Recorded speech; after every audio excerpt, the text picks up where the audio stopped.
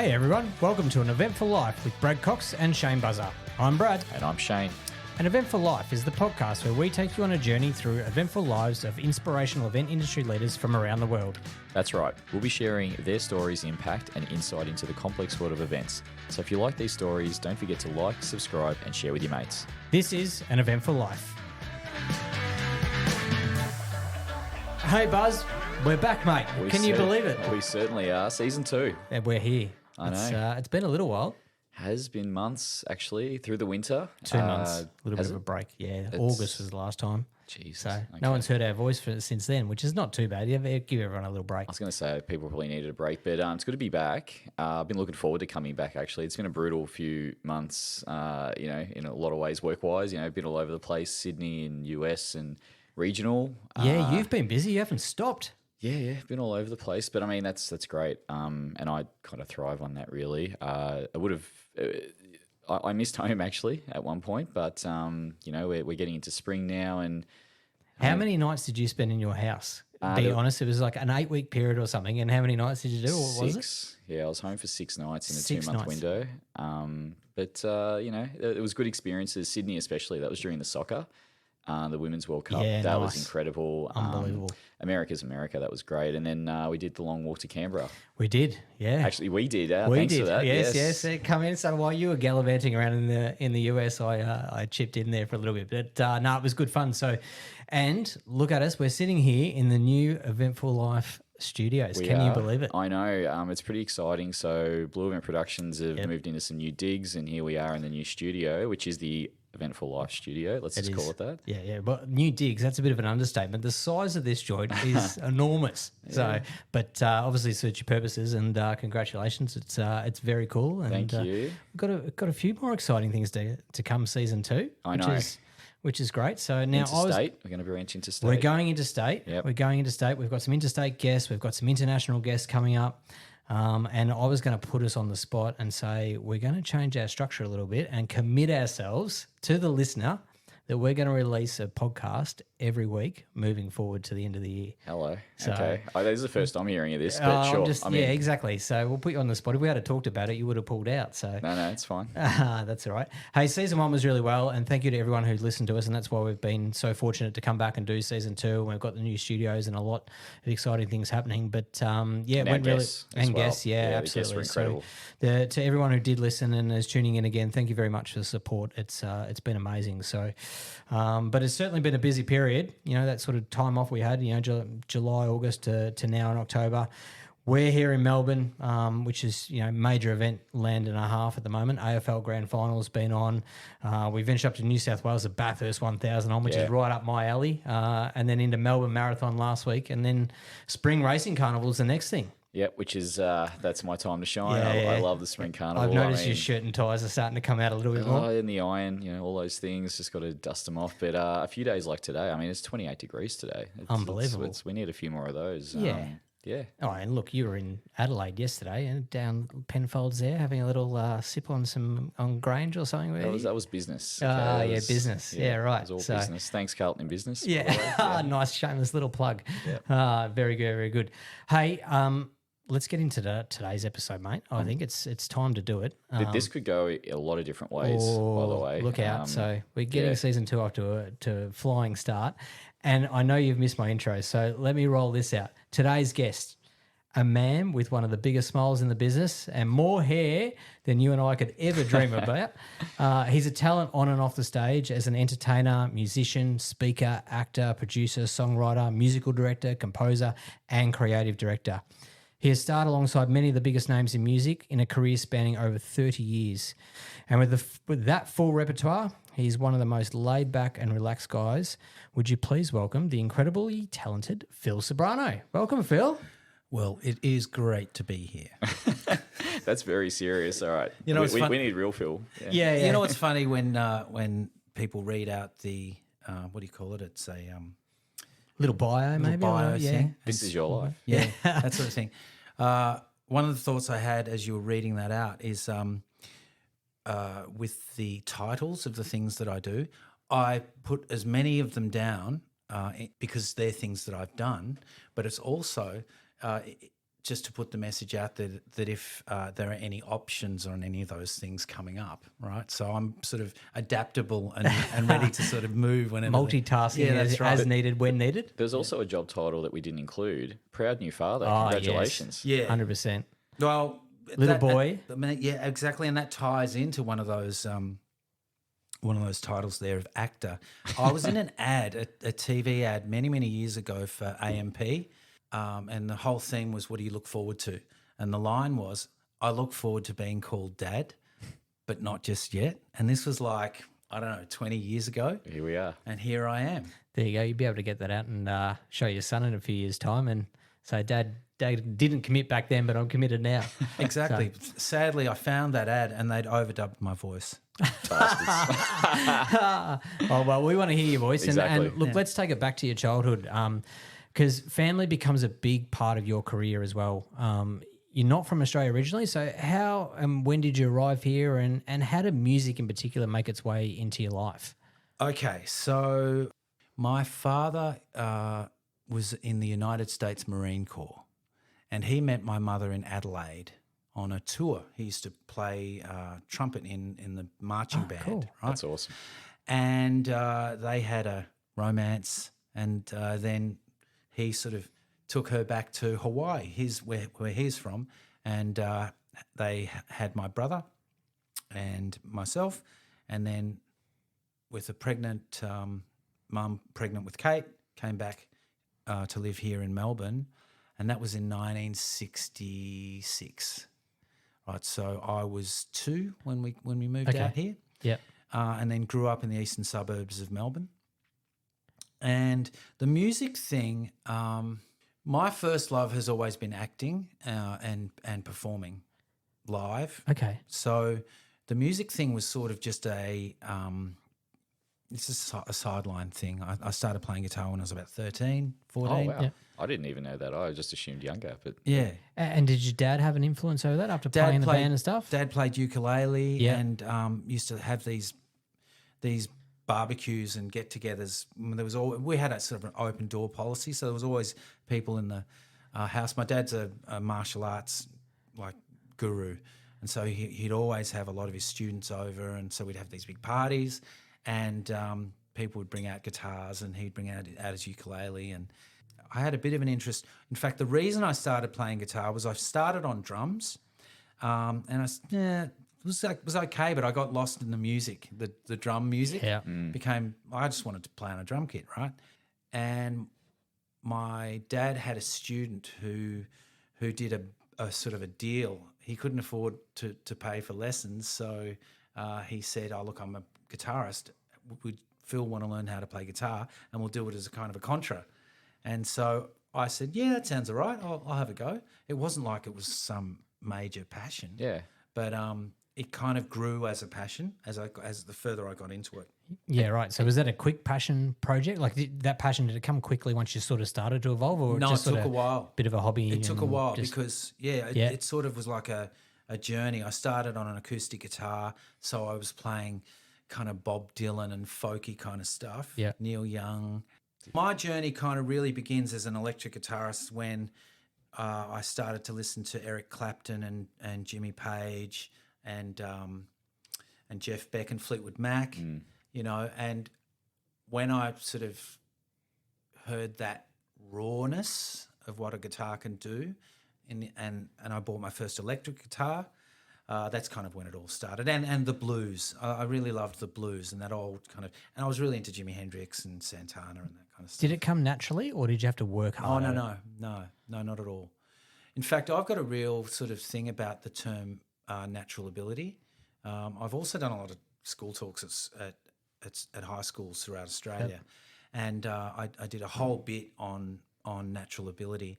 And when that term gets bandied about, it can be really off-putting for someone who wants to get into something, because they'll see someone who's been deemed with natural ability and they go, "Well, I don't have that. I can never aspire to be like that. I'm just going to quit," right? But everyone I know who apparently has this natural ability is also a really hard worker and has really worked very, very, very hard at what they do. Yeah. My sister being one of them. Yep. I was good friends with Michael Hutchins, and when he first started, he was a gangly, sort of acne-scarred kind of, and he worked at it. He worked at it really, really hard. So I think that there's a natural desire and passion for something that you can throw yourself into something. And physiologically with singing, I think some bodies are better built to sing, all right? And Hendrix had really long fingers, so you can – but someone like Hendrix, natural. No, he never had a guitar out of his hands. So he was playing. So they talk about the 10,000 hours, Yeah. And the people around you as well. I mean, you were surrounded by music. You mentioned your dad playing ukulele and your sister's into music. Was your brother? I'm not sure. Was he into music? A little bit, but it wasn't. We weren't like the Partridge Family. Okay. It was a sort of a personal journey, really. It was, and for me, it was all about what's cool. Yeah. Because I was obsessed with what's cool, always. You still kind of are, let's be honest. Yeah, absolutely, and it's, to me, it's trying to kind of unravel the mystery of what attracts us to things, and especially jumping way forward to now being a creative director of a PR company and working with companies on trying to find what their message is in order to communicate that out to the world and attract people to their products or their brand. I've always been obsessed with finding out what that factor is, that, dare I say, X factor, and can you create it, or does it just sort of land in your lap? Innate, innate.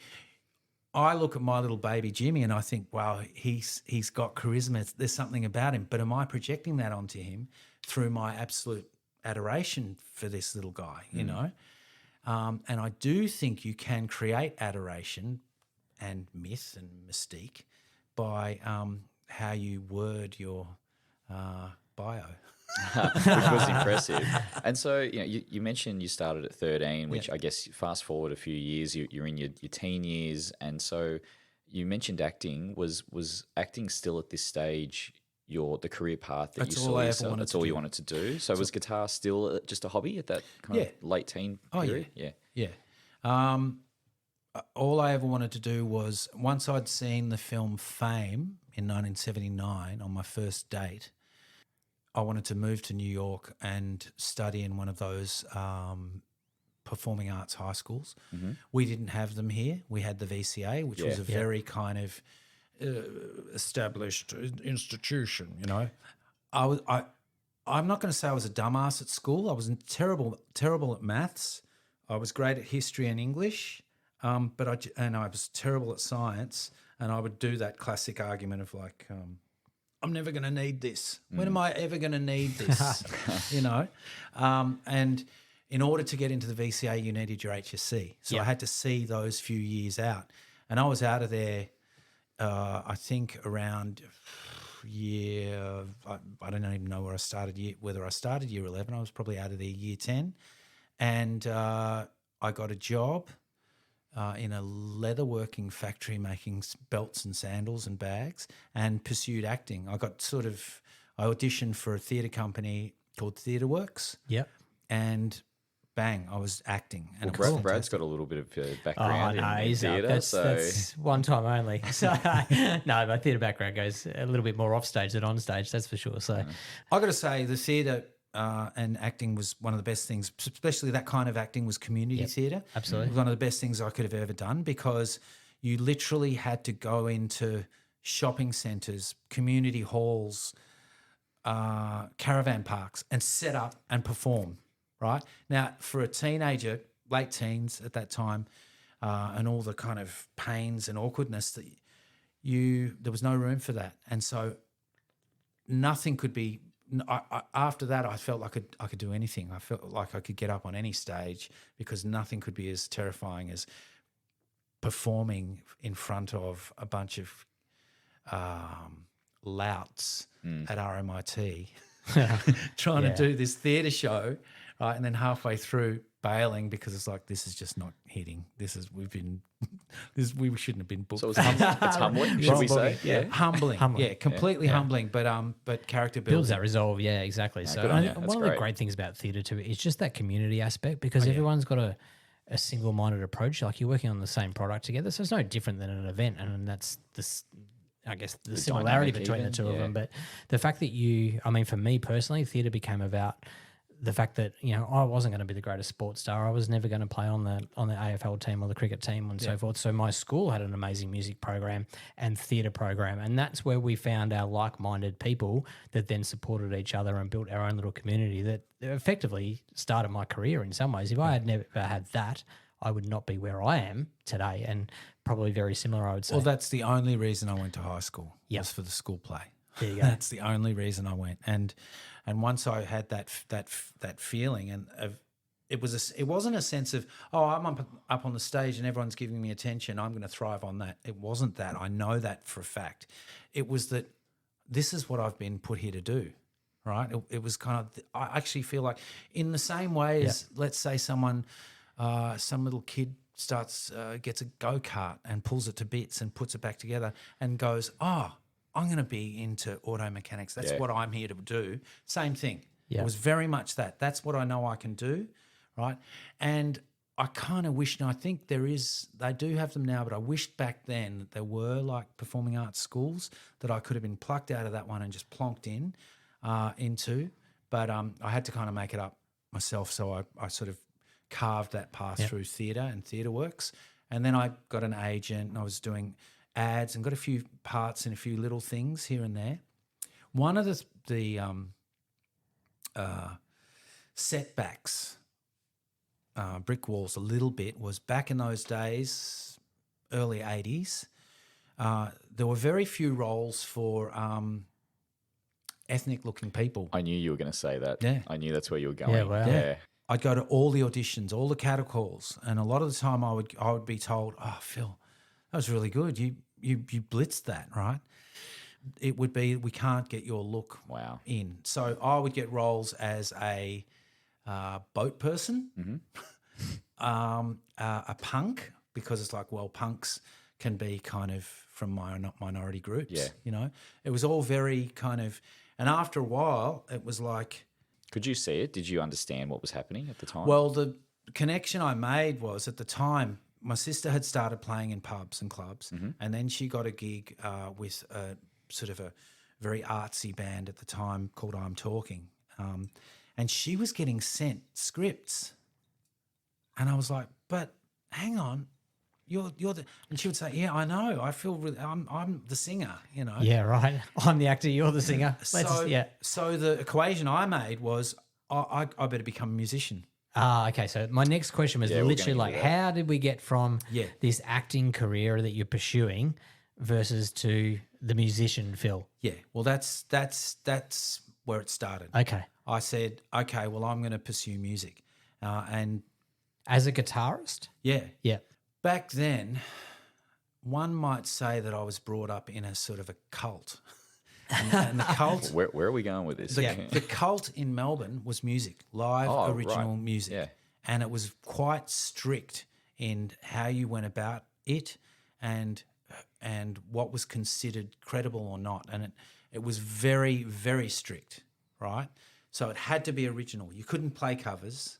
Right. And it had to be quite alternative, and it was kind of like the more out you could go, the better. And so I was like, yeah, I can get into this. This is kind of feels like acting, because you're sort of improvising, and it's very kind of organic. And the music that we were into was a sort of a post-punk kind of thing. And were you just playing with random bands during this? I had or it. did you form your own band? Well, or how I did that met a work? guy called Gumpy Phillips. What a name. Yeah, that's great. He was a very. Where's Gumpy now?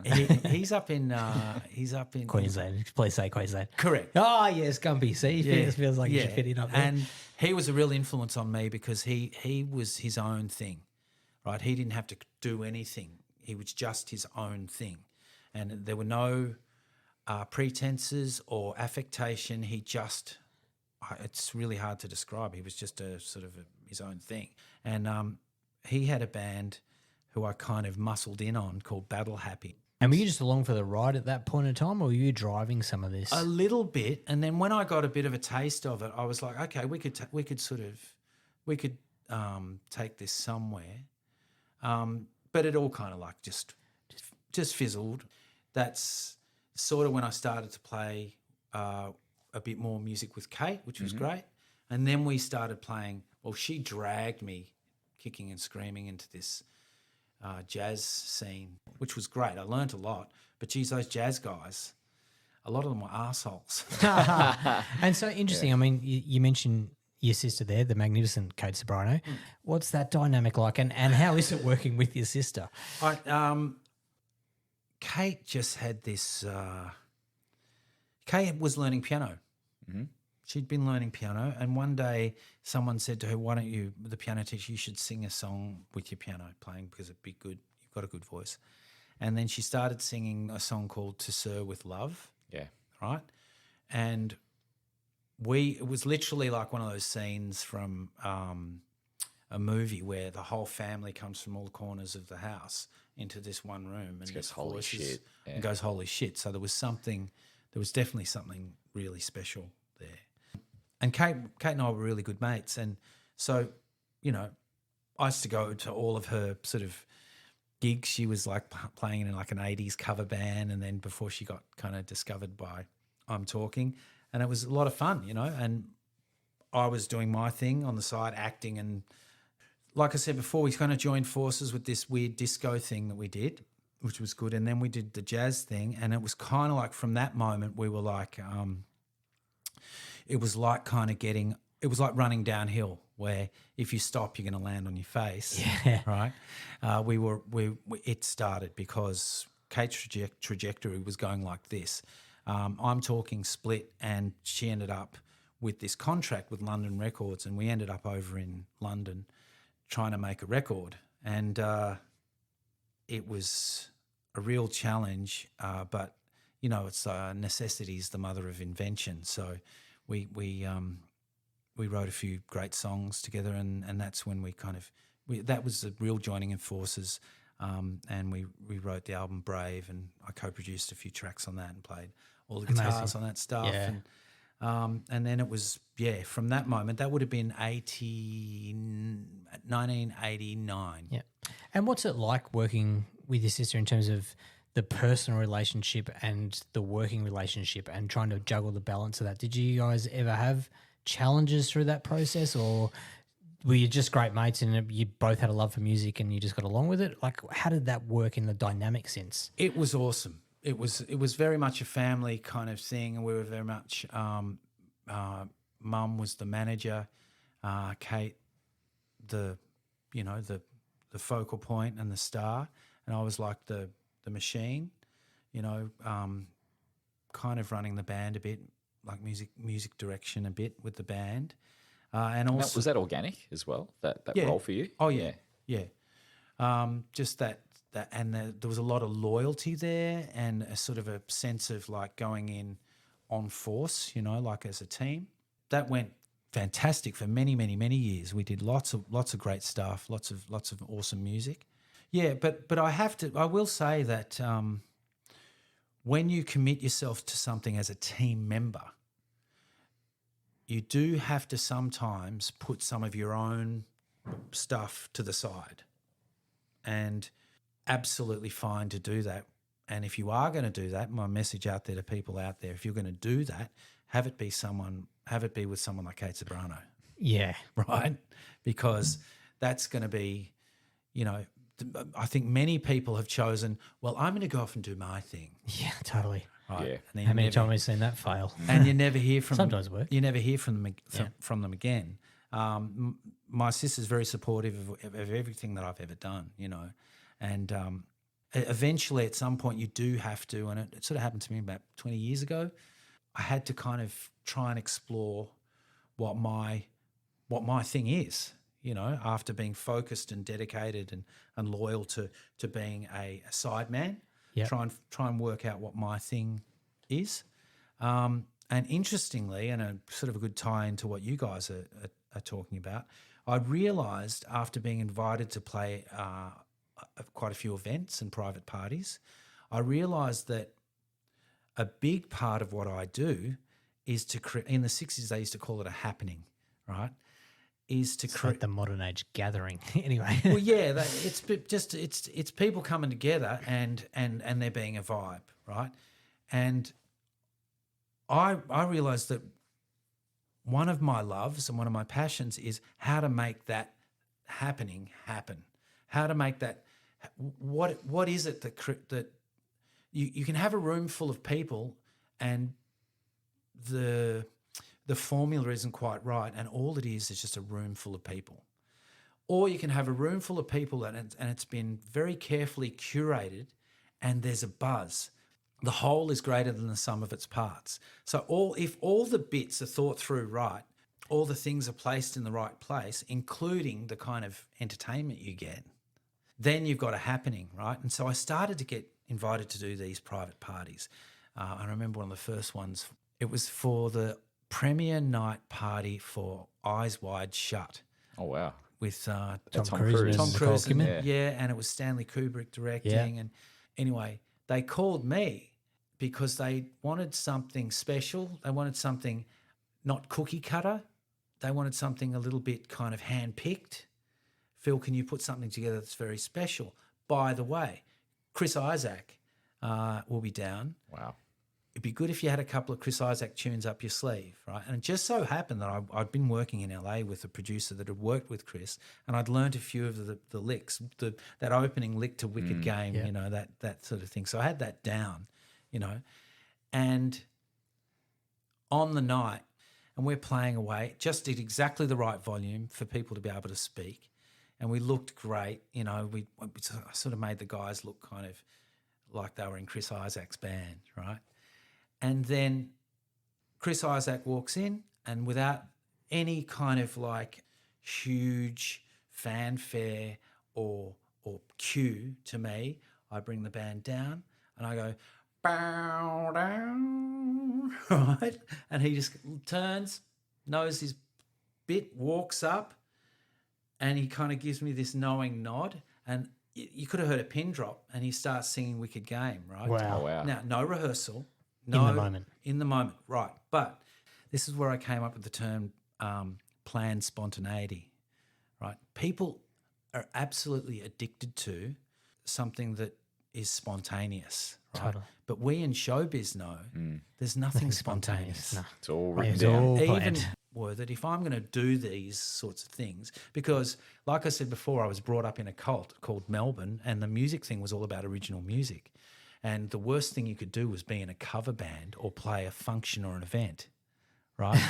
Right, seriously. Which Yeah. it makes me laugh in the context of what I actually get you to do a lot of the times, Phil, or what we get entertainment to do. And my approach to it was like always, well, if I am going to do it, it's got to be for the right people. It's got to be fun. And I want to really work with the clients to make it something really special. I don't want to just do cookie cutter. And I've done them before. Don't worry about that, because we've all got to put food on the table, right? yeah. But the ones that I give me the most sort of joy and the passion are the ones where I can work with a really good client that understands that. What do you want? And I say to them, if you just want a cover band to get up there and play top 40s covers and be, you know, have people dancing, then there are heaps of agencies you can call. 100%. But if you want something special, you know, and that was the experience that I had through doing these events. And that's the important bit. I mean, taking it back to the event manager and the event producer, I mean, how easy it is to pick a cover band, right? But actually thinking about your entertainment and, more importantly, working with your entertainment rather than just going, oh, I'll book it, done, finish, and tick the box. There has to be a collaboration piece in there. There is, Absolutely. But Phil, what you were saying before about like you were already thinking about the process, you know, like as in the event management process, and listening to that. I've known you a long time, but I understand why you're very good in that environment, because you clearly understand the event management process and what makes the crowd tick and what makes the experience. I have been witness to so many scenarios with an artiste in those sorts of environments where they've been told, oh, you need to cut your set short. And suddenly they think it's all about them. You know, the client's Toyota and the the CEO. This is just hypothetically. Hypothetical, yeah. Phil and I both drive Toyotas, by the way. So Yeah, they're very pro Toyota. exactly. Yeah, the CEO was really loving his speech, and it went Yeah. half an hour over time. Therefore, the artiste needs to cut their set short, right? And they're having a hissy fit about it, right? Well, no one tells me. I was like, well, hang on, Toyota's paying you Yeah. Yeah. to provide not just your set but your presence is enough to make it powerful. So just be a part of the event. Yep. You know, so there's the classic kind of templated event is a wedding, right? Now there's so many weird things about weddings that don't really work. Okay, every now and again I do a wedding, right? Yeah.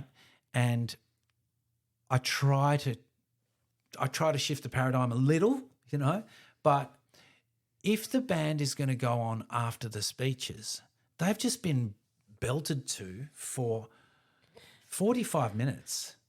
And the event coordinator, if they're new, they'll be like, come on, band, on. Well, the audience don't want to know about it. No. They need a break. They need a break. It's They the need to highs take a and lows. piss, To they take need a a break. beer, they need all the things. Totally. But this is the highs and low waves, right? This is when you're designing the event. That's You've got right. to really consider all these different moments and so forth, which is interesting. So, because two questions or two-folded questions. Do you miss the good old days of events, or are there elements in today's events that you prefer in terms of the way, because they are a lot more structured and thought out? And, have you seen, as your work sort of, do you approach it differently now than what you did, say, 20 years ago? Okay, so when you talk about the good old days of events before they were events were called parties. Correct. Yep. The party industry. Which even Peter Jones talked about that. 100%. Yeah, that's how he started. And as he picks up his mobile phone, there weren't these, Yeah. right? So there was no evidence. And so people could let their hair down. They weren't going to be photographed on the floor, dressed up to the nines. Do what you having want. Stays in the room. Yeah, right. And they were having fun. They were having a lot of fun. So when you were booked to do a really special event, it was almost like you were in the inner circle, and the types of places that I've been flown into, and people's houses that I've played in their backyard, it's mind-blowing, right? But my thing has never changed. I want to leave people better off after having experienced what I've got to offer. I want to have them feeling better off after that than they were before. Yeah. And go to whatever lengths I need to do, I can go right back to a band that I was in called Arnie Deltoid's Muscle Beach Party, and we were like a surf punk band, and we played a party in Brighton for an 18th, and they'd put a stage over the pool and a marquee, and the band stage was on where the spa was, right? And there were 70 kids, and we were playing I Want Candy, right? It's sort of that sort of beat. And they were jumping up and down, pogoing on this. No, this is going to end well. And then there was this, and you heard these girders give. And the stage goes in like this, and 70 kids folding in the deep end of a pool, right?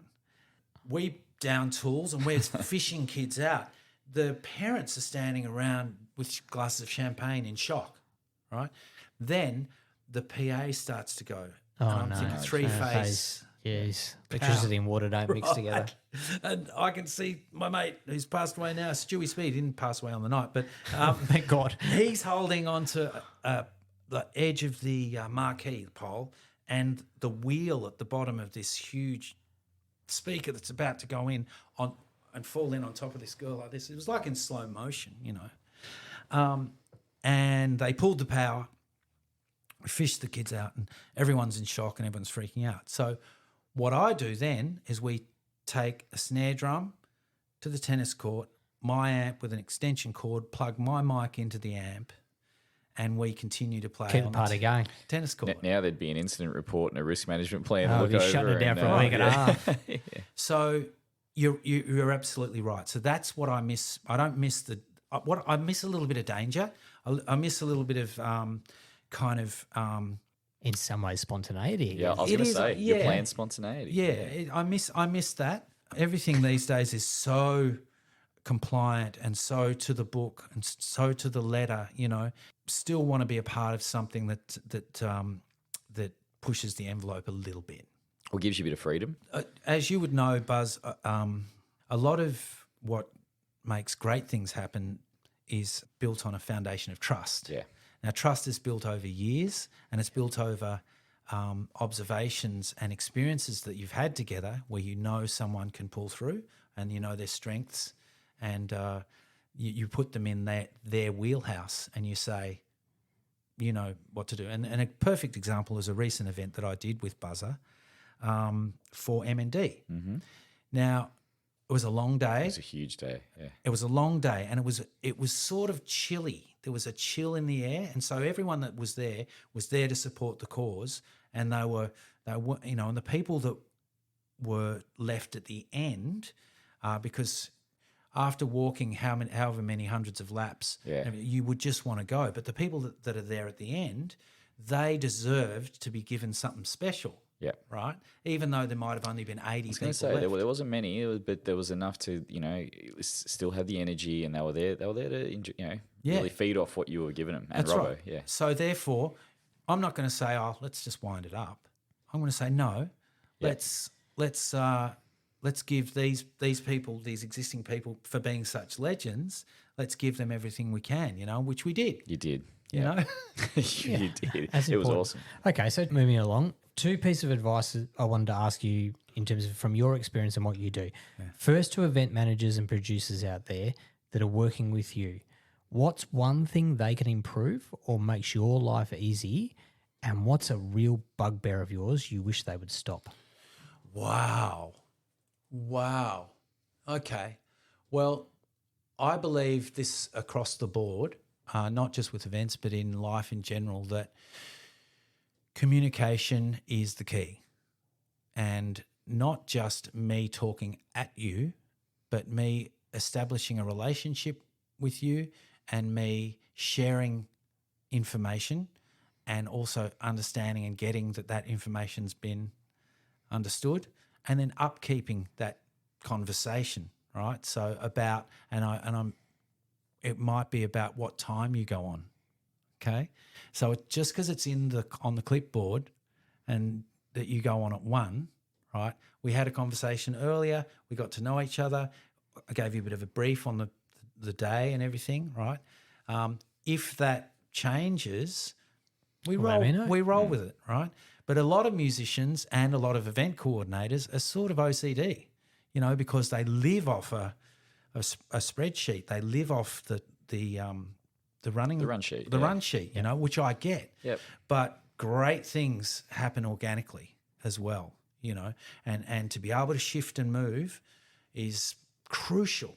I think it's really, really crucial. So I would say sometimes people have to go back to the drawing board a little bit on their own personal communication skills, and people skills. We're not in the business of events. We're in the business of people. Totally. We are. The event is just a platform. It's a product. It's a product. Yeah. Yep. Absolutely. And if you're betting on the event, it's not the thing that's going to get you another event. You've got to have the people buzzing, and that comes through communication and connecting. So the thing that my bugbear is ego, and there are enough egos out there in the world of business. Let's make the event space be something where it's a little bit more like a community, where we're all looking after each other, and that we're not trying to win over each other. It's teamwork, communication, flexibility, all those things come into it. That's right, isn't it? I'm not sounding too No. sanctimonious. No, not at all. You're spot on. And because, our space is difficult, like our industry is challenging, but it should be fun. That's what we're doing. We're creating fun experiences and memorable experiences. So there needs to be some flexibility and everything that you just mentioned. It can't be too rigid. Yeah. But it comes back to what we were talking about earlier around the run sheet and being there's so many event managers and producers that are so tied to their run sheet, their schedule, whatever you want to call it, production schedule. They've got no flexibility built into themselves, and you have to be flexible. You have to be able to adapt. You have to be able to shift and move and restructure on the fly. And because sometimes things happen and they're outside of control, but so many people are so caught on that spreadsheet that they become, the ego comes in and goes, right, this is what's happening at this time. I don't care what anyone says. It's like, whoa, Which is more of a TV thing. Yeah, I did an event. You got to be live. I did an event, and the auctioneer went over time. The speeches went over time. The band did a set. People were starting to leave, and by the time that they left, in that first set, there was probably after that first set there was probably only about 20 people left in the room. Yeah, wow. Right. And so the band had played for an hour and took a 15-minute break, right? And then my band leader looked out, and there was literally the event coordinator there and one other person, right? And he called it. He said, okay. And the lights were coming up and there were people clearing the tables. Yeah. And he called it. Anyway, the event coordinator stormed in while the band were sort of packing up and saying, what are you doing? And we said, well, there's no one in the room. And that event coordinator said, well, no, you've got another set. We've paid for another set. Oh, my God. It was then a battle of clean up stuff.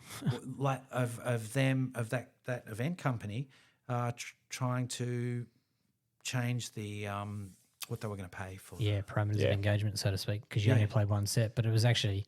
It wasn't the... That's an impact of actually the structure of the event, not actually the band's fault. So that's a whole different conversation we get into. Second question I wanted to ask you, for the budding musician or entertainer, what's one piece of advice to help them ensure they have a successful career? Your audience is the most important person in the room. Your audience are the most important people in the room. Being on the receiving end of the communication is the most important position to be in. You have an incredible gift and that you've worked on really, really hard at, and you really, really love to do it. That's fantastic. That's your passion. That's great.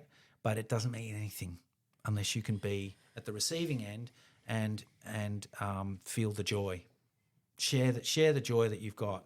I think that's empathy. The guys I look up to, the ones that are still going and still successful and still powering away, they've got a lot of that. Yeah.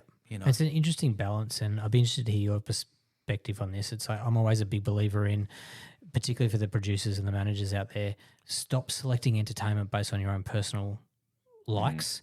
Think about your audience first. Your audience are the ones that are entertained, and so hence it gets really challenging sometimes for the entertainers themselves who have been booked for an event, thinking they're walking into an environment that's completely different because the old budding event manager loves Phil and it's all great and I'm going to have Phil play because he's my best mate, but Phil's not the right person for that gig. I've been booked on gigs like that. Yeah. And it was wrong.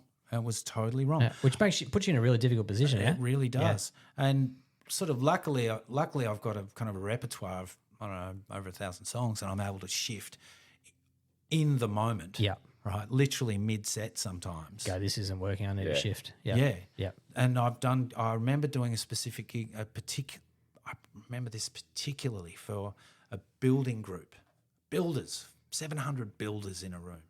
The request was, and the brief was, we want James Brown. We want James Brown music. We want soul music, James Brown. And we also want disco, right? Ends up, it cleared the floor, cleared the room. Yeah. Everyone left. And the only two people were the two CEOs of the company and their wives. They're the ones that wanted the James Brown That's music. What they wanted. Yeah. And we'd worked 2 or 3 rehearsals in of specific James Brown style tunes, changed Phil Ceberano songs to sound like, Aretha Franklin and James Brown, right? Wow. And it was only for those two. And so I've worked with clients before, and the big boss, I'm paying the bill. I'll get what I want. That's it. And I'm a bit cheeky, and I've said, oh, okay, So, because I remember them saying one particular event was in a meeting in a boardroom, and I've come in, I've had 5 hours sleep the night before, whatever, and she said, who's picked this 80s theme? Why are we doing an 80s theme? Who is it? This little girl down the end. Oh, I did. You know, and she's one of the sort of middle to lower level management. Yeah. Why are we doing an 80s theme? Oh, because that's what everyone wants, right? And then I turned to the boss and I said, what's your favourite music? He goes, I want 70s rock. And I go, I love 70s rock too. That's what I play on the weekends. But you have to listen to what they want, you know, because sometimes our own taste It's not about us. isn't what Of course. Everyone else wants. I was cheeky, and I remember the event coordinator sitting there saying, "Shut up, Phil! Get me out of the Phil, you table." won't get your bill paid. It's kind of, Yeah, yeah. yeah. But that's you have to listen to the people. Yeah. So, Whatever. all right, I'm going to shift this a little bit. So we're going to taking your life off stage. You know, you're a man of many skills, which Brad talked about in your intro. Some may not know, but you are also the creative director of Flourish PR, which you run with your wife, Ange, and you celebrated 15th anniversary recently. Congratulations. So what does that role look like for you? And is that something that you had a passion for or just evolved into? I was sort of dragged kicking and screaming into the role. I'd been on the road with James Rain playing big festivals, Days on the Green, thousands of people. We did a tour supporting Rod Stewart. I remember we played in New Zealand. I think the biggest crowd I've ever played to was he's huge in New Zealand, Rod Stewart. And we were supporting, and I think there was about 80,000 people in. Do they have that many arena. people? Yeah. Sorry, Kiwi audience. Seriously. There's this one particular town where there's a lot of Scottish people. Dunedin, I think it's called. Dunedin, yeah, And we played the arena there. Yeah. It blew my mind. Like, tiny little town and this arena. That's huge. Full. Yeah. Right? Amazing. So I love it. I was living the dream. But I hope I can say this. I'd get paid more for one corporate event, working with a really good client, in one night. I'd get paid more in one night than I would being on the road for a month. And it just wasn't making any sense. And I'm not that I'm, driven by money, but at that particular point in our lives, it was like, well, and so Ange called it and she said, hey, you really need to have a look at this, And I said, well, what am I going to do? She said, well, keep doing corporate gigs and then come and work at Flourish. What am I going to do at Flourish? And so I started to sort of work my way into a role of creative director. And what that is creating content, brainstorming ideas, thinking outside the box on things. I do media training with a lot of our clients, helping them to become better at presenting and better on camera. I shoot a lot of social media content and editing and creating music and also getting involved in events. So PR now has sort of expanded obviously into social media, but also into activations and events. Yeah. And so having my background in entertainment, it's really the field is called communications, right? And I honestly think that what I've been put here to do is to be a communication facilitator, help people and to communicate things, So that's my role at Flourish, and I really love it. I can tell, and I can kind of vouch for that because I've sat with you on some pitch meetings, a handful of them, and what I've seen is that you're a real natural at kind of painting the picture and captivating an audience with how the event could look and the flow. So is that a skill that came about from your experiences as a live performer? And in what ways does your music career impact this PR creative director role and that whole environment that you're now in? Right. Well, I think that a lot of what we do is solve problems, and that's in events. It's in entertainment, and really, really great entertainment solves a whole lot of problems over different areas. How are we going to make the people feel good? Problem number one. How are we going to make the people think something, feel a certain thing? That's all done. That can all be done through repertoire, a type of musical style, And in PR, solving the problem of getting a person's business or product known comes through communication. And the nuances of communication are a very artistic, sort of very creative field. Am I right in saying, Phil, it's specific? It's specific. Yeah. Yeah. I remember working with one client, for example, and he was selling sunglasses, and he was all obsessed with the quality of the sunglasses, where they were made. You know, the frames are from Italy, and the glass is hand ground in a small village in Japan, which is just about 50 minutes out of Tokyo, a tiny village where they specialize in this. And I'm sitting through this, and I go, okay, all right, does Johnny Depp have a pair of your sunglasses? And he goes, oh, Phil, it can't be that it can't. You're not telling me that it's that obvious and that terrible. I said, unfortunately, that's part of it. Yeah. It really, really is part of it, because quality in a product is great.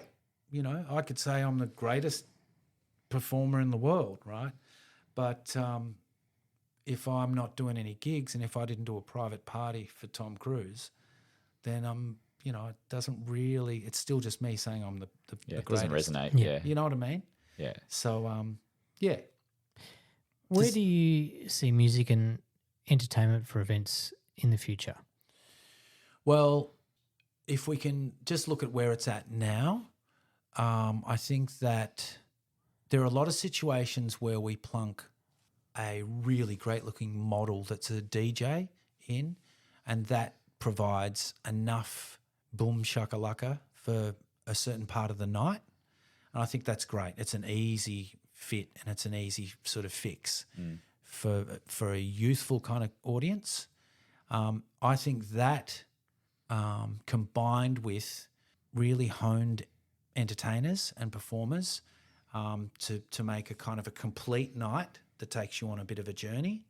I think that music, unless it's part of a curated complete experience, can be token. It can be a background band, just plonk a bit of a band up there and just so that we've got a bit of something, or it's a DJ, and all have their merit, but it's all powerful if you can curate how and the timings of that and how it actually takes a person on a journey.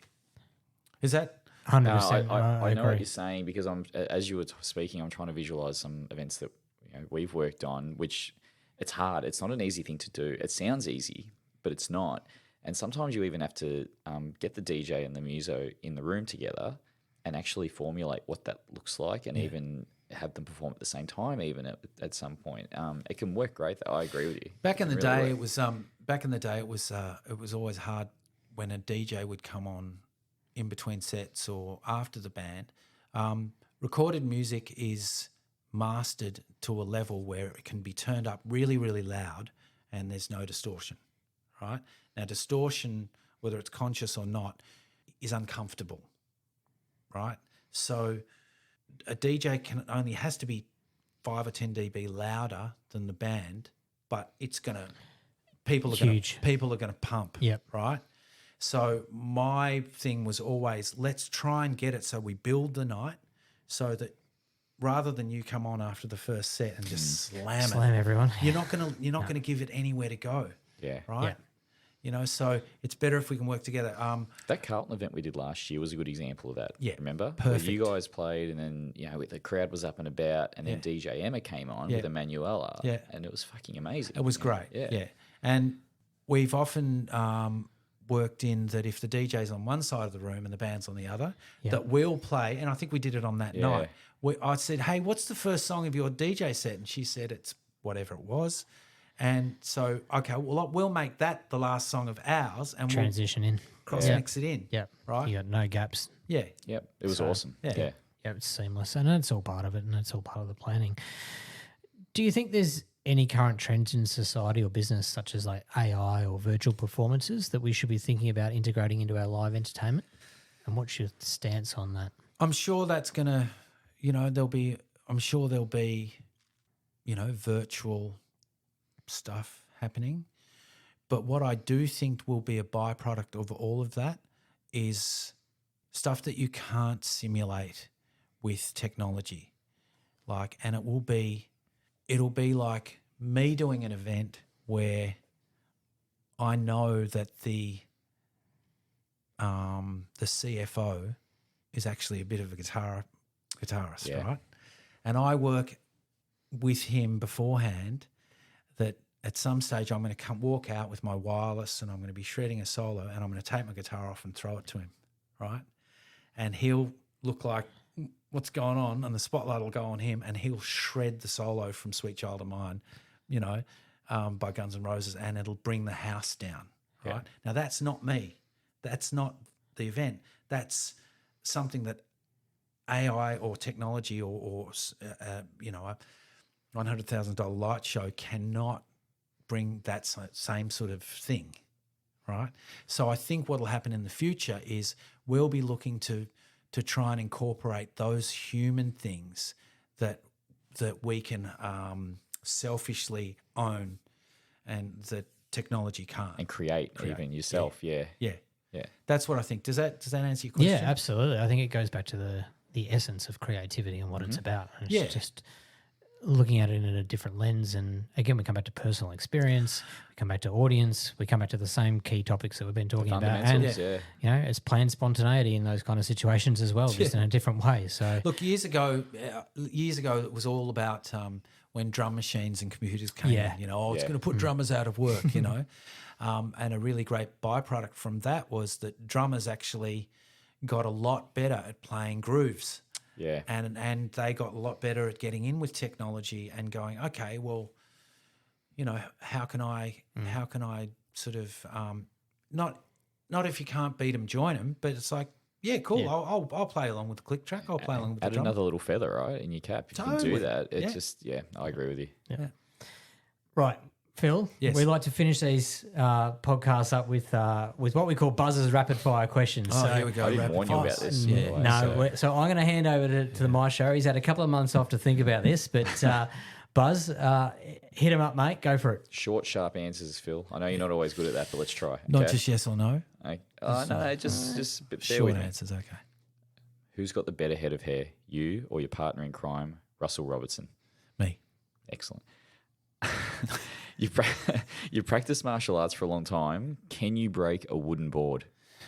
I probably could give it a red hot Aussie go. Would it end up in plaster? That wasn't really written down, but I just thought of that. You know what Bruce Lee said? Boards don't fight back. I love it. The first album you ever purchased? First album was Led Zeppelin 4. It's not called Led Zeppelin 4. It's just called Led Zeppelin, but it's the one with I know which one. Black Dog. Yep. First concert? First concert was there's two. First one, my mum took us to see Neil Diamond at the Myer Music Bowl, and we watched from the fence up the back. That would have been in 1974. Something like that. Neil Diamond. Yeah. There you go. That's awesome. And your most recent? Most recent concert. I don't get to go out as much to see bands. Yes. Well, you're a father now, so that's going to even shorten up. Now that I'm a father.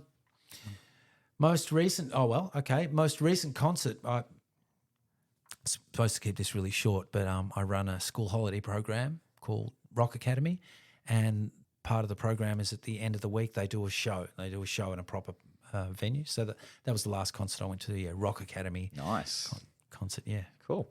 Who is one band or entertainer you believe everyone should have a listen to or go and see in their lifetime? Go and see. Well, you can't see Prince or Bowie anymore. No. But they have to be living, right?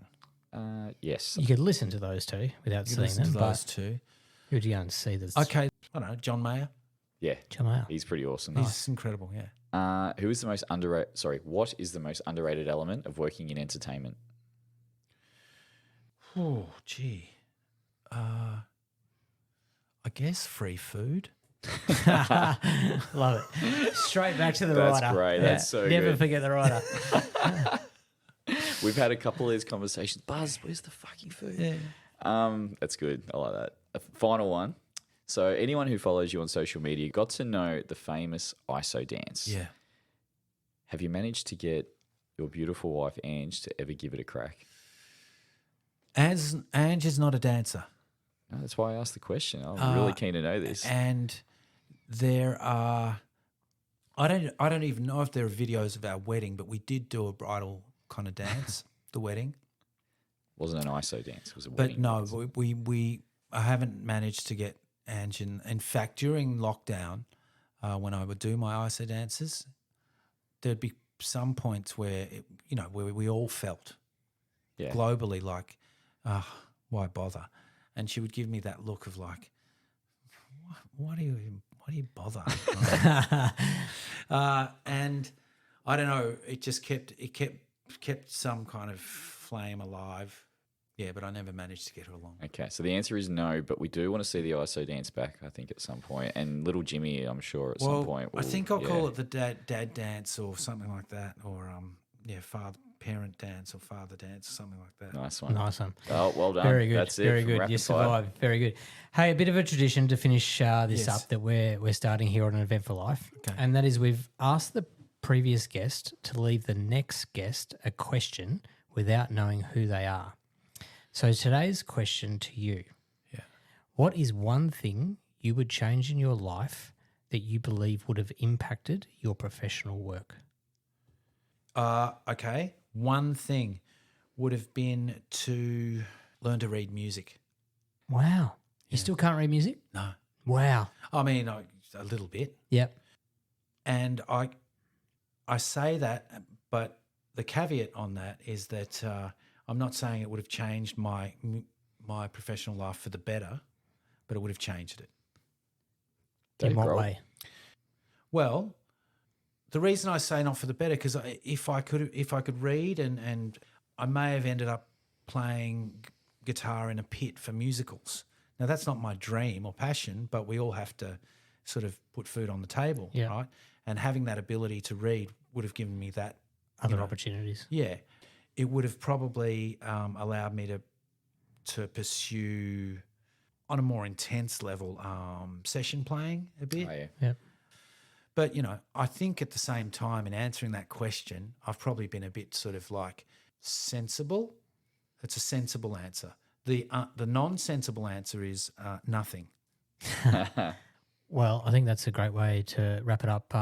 Phil, you've certainly had a very diverse life. An eventful life. An eventful Dad life. jokes. Oh, look at that. But ultimately, thank you very much for joining us on An Eventful Life. Like I said, it's been incredibly insightful and very diverse, and we appreciate the creativity thought that goes into your work and what you do, and see yourself as more of an entertainer, and that's certainly how we see you as in the industry as well. And but everything else you do outside of the industry to help the kids in schools, to all your PR work and comms work, and obviously now being a father is another chapter in your life. So we look forward to seeing what's next. And thank you very much. Thanks for having me. There was not one dad joke in that interview, by the way. I know. Thinking back, I was very earnest, wasn't I? You were. But no, thanks, mate. Really appreciate you coming along. And that was awesome. Thank you for listening to this week's episode of An Eventful Life. Don't forget to subscribe on your favourite podcast platform so you don't miss an episode. It makes a huge difference to us. And don't forget you can also find us on our new YouTube channel. This show is for you, our listeners. Our aim is to bring you the most in-depth conversations and life experiences from the event industry. So if you have any feedback, suggestions on guests you would like us to interview on the show, please reach out to us through our social media channels. I'm Brad. And I'm Shane. See you next time on An Eventful Life.